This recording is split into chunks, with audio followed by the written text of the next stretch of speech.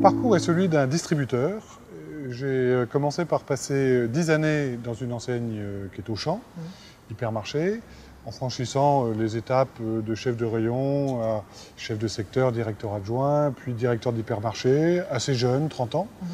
Et c'est à cette occasion que j'ai conçu l'idée de développer une entreprise qui deviendra Bureau Ballé. Vous ne vous plaisiez pas dans le groupe Auchan?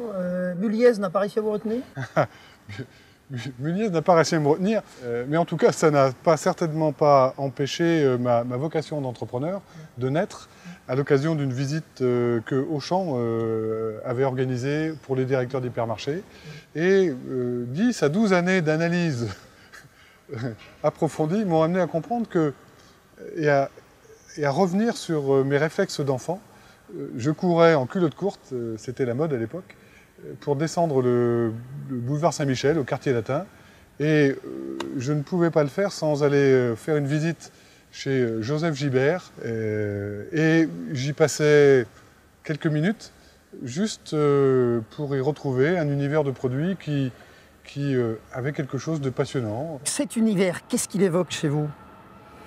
Il évoque beaucoup de choses qui sont difficiles à définir, comme par exemple des racines qui sans doute viennent de mes grands-parents. Mon grand-père était avocat.